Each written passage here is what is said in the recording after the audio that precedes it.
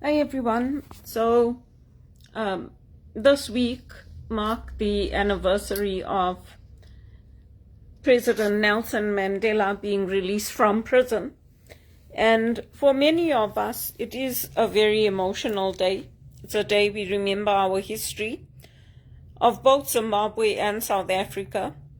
And many of the generation that came before me, including my grandparents, they cherished that right to vote because my grandmother grew up, my dad's mom, grew up in a generation where women were treated like property. And she always used to tell me it's very important that you vote and that you stay independent, you get an education, and you get a good paying job. Don't rely on a man, don't rely on anyone. And what Canada's done to me has made me a pauper. This last year, I didn't have any income coming in. I had to beg, literally, for my ministry work. I have my own ministry as a spiritual director. The posts that I'm putting are not just for fun. They're teaching people about theology, about religion.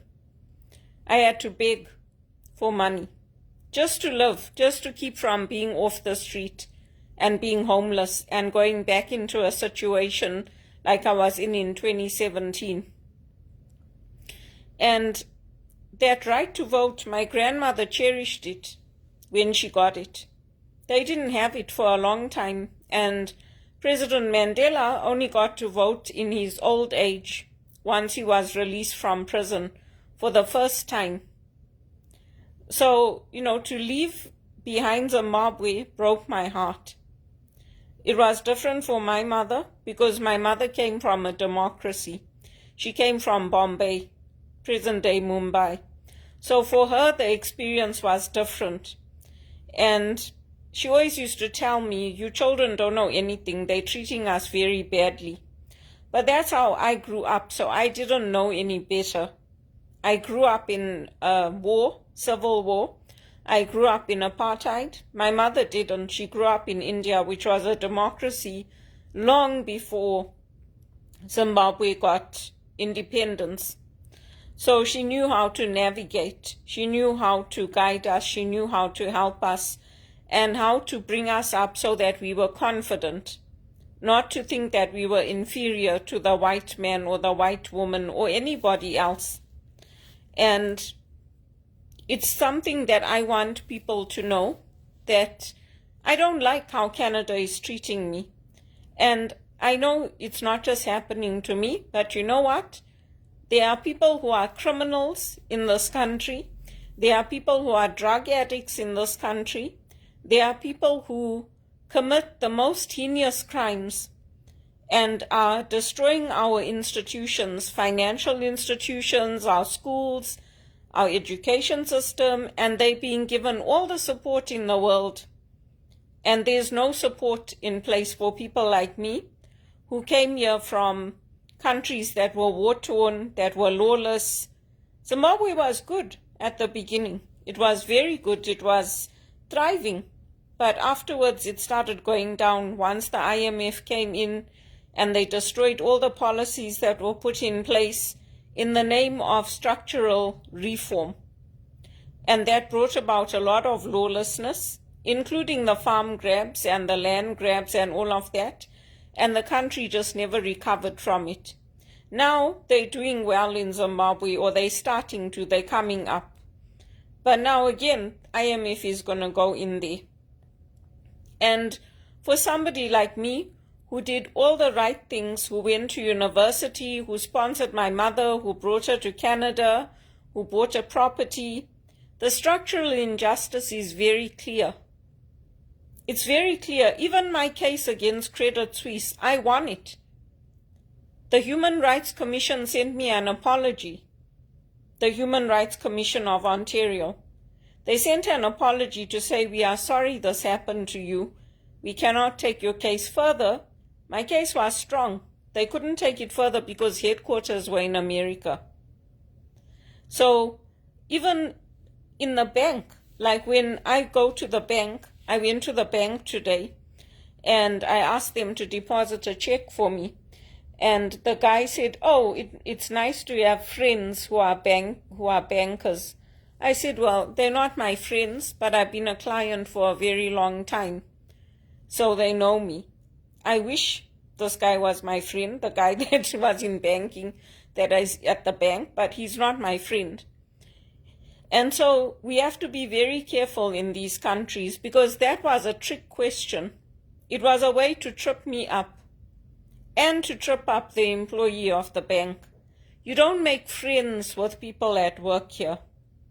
It's not acceptable. It's not frowned upon.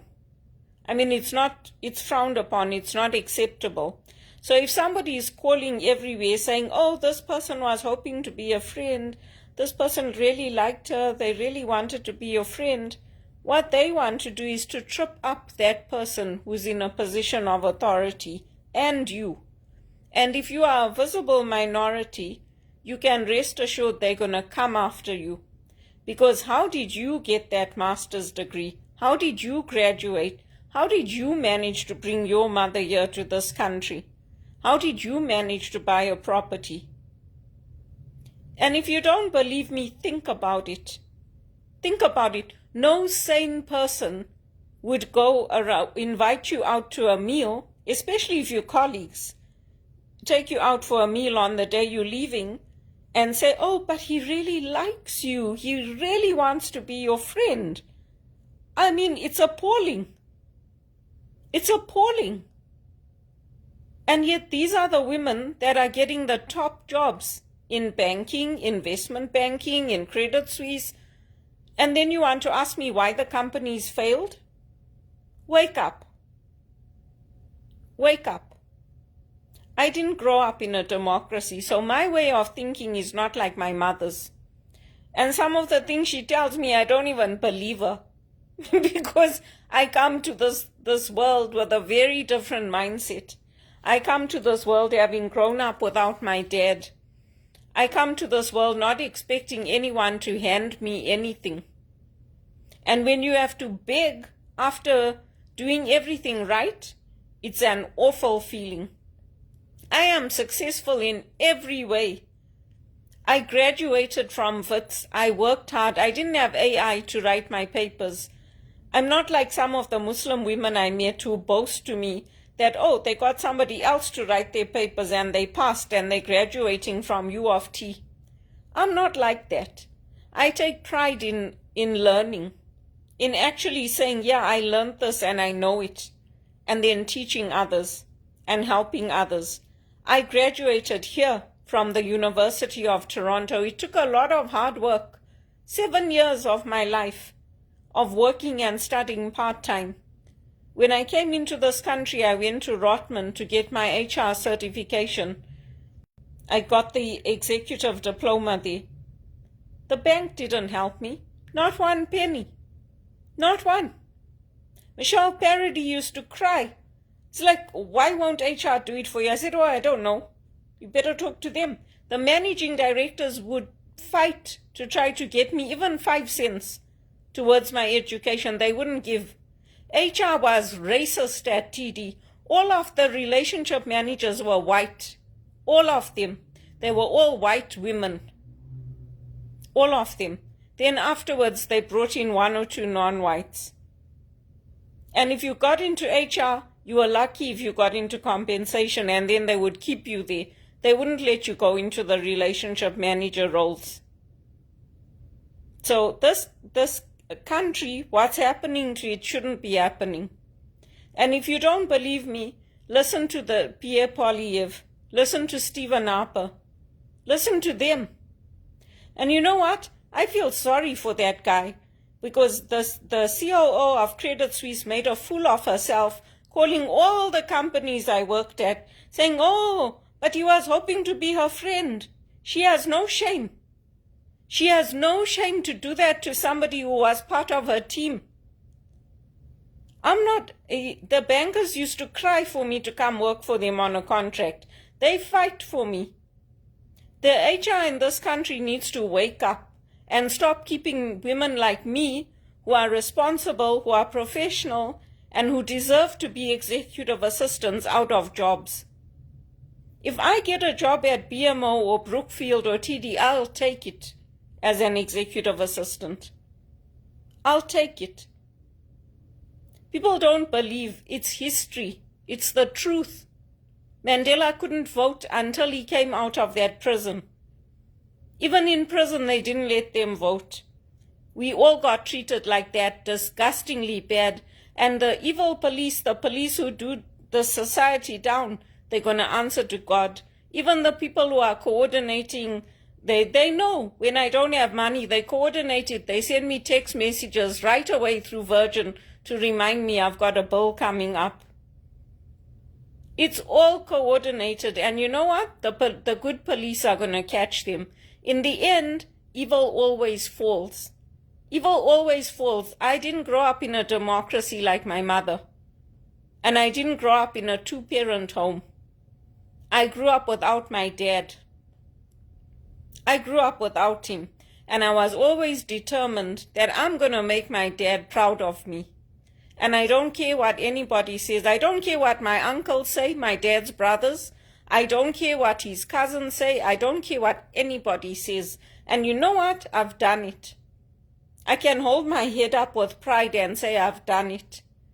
The only thing is coming against me is the structural injustice in this country. I deserve to have a good paid job. And if I have to leave this country to go and work for the Sisters of Mercy in the Americas, or, go work for the Sisters of the Mercy in America, I'm prepared to do it. Because I don't deserve to be put into minimum wage and laid off every time by every single company. And you know what? The executive of Credit Suisse should be ashamed. They should be ashamed. They should be appalled at how they've treated me. They should be appalled.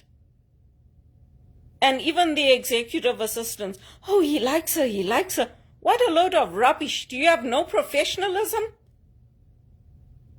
You guys were probably planning to do him down and me down at the same time. But you know what? I had Wits on my side. And I will always have Wits on my side. And University of Toronto, they were brought down to their knees. They were making fun of that speech, saying, oh, we have a speech from University of Witwatersrand. When they had his funeral, they were brought down to their knees because they were the most racist institution in this world.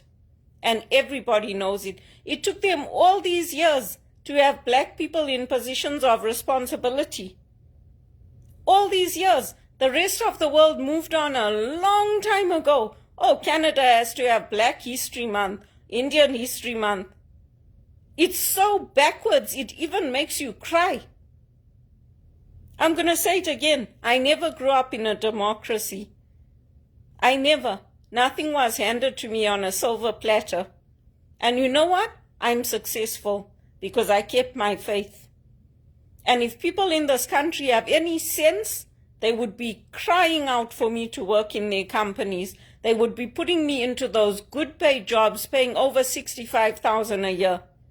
It's disgusting what's happening. Shootings in schools, all these things that are going on. You know what? I grew up in a war, but I never ever felt unsafe in my school. Not in my school. Not as a child. Even in the war. I never ever, there was that protection of the child.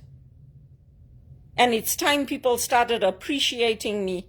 And don't send me any more stupid damn text messages about orgies and harems and all that. My mother grew up in India. And I am Indian. And I don't want to be called nigger and all that. Maybe the black people do that to each other. I do not tolerate it. You treat me with respect as a spiritual director. I take the money because I have to. Because there's no jobs in the church for me. There's no jobs where I want to work with the Sisters of St. Joseph, with the Sisters of Mercy. I have been trying since the day I came to Canada to get a decent paid job in the church, in the banks. And when I get in there, I do such an excellent job, they still let me go. And half the time it's HR, and it's HR's racism. That's what it is. That's what it is half the time. And you know what? Mandela would be turning in his grave. People should be ashamed. All those years they kept him in prison and he couldn't even vote. People should be ashamed. And all these things that are happening with ICE and all that, why are they even in our country in Canada? They should go home.